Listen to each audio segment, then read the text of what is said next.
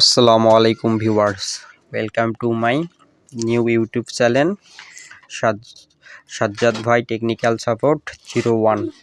আজকের ভিডিওতে আমরা দেখব আমাদের ফোনটি হ্যাক হয়েছে কিনা, আর যদি ফোনটি হ্যাক হয়ে থাকে তাহলে এর সমাধান কি। আজকের ভিডিওতে আমরা এটাই দেখব।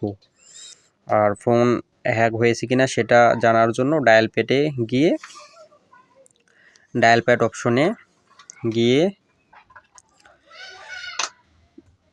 ডায়াল প্যাডে লিখতে হবে *#667#। এটা শুধুমাত্র বাংলাদেশের জন্য, আর ইন্ডিয়ার জন্য হচ্ছে *62#। আর *#67# এটা হচ্ছে বাংলাদেশের জন্য, শুধুমাত্র বাংলাদেশের সিম অপারেটরদের জন্য *#667#।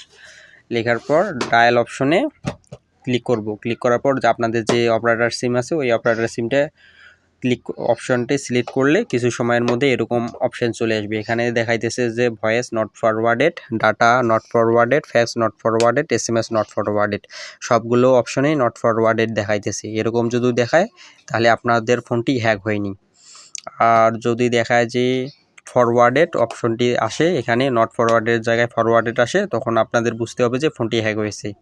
এখন ফোনটি হ্যাক হয়ে থাকলে আমরা কিভাবে সমাধান করব ডায়াল প্যাডের মাধ্যমে, এখন আমরা সেটাই দেখব।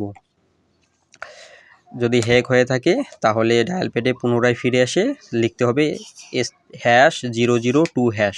লেখার পর আবার ওই পুনরায় হ্যাক হওয়া সিমটি আপনাদের সিলেক্ট করে ডায়াল করতে হবে।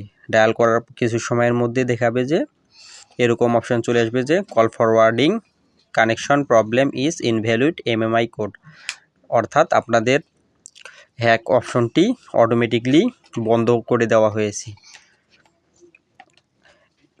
এরকম ইন্টারেস্টেড ভিডিও পেতে হলে আমার চ্যানেলটিকে লাইক, কমেন্ট অ্যান্ড সাবস্ক্রাইব করে রাখুন। ধন্যবাদ।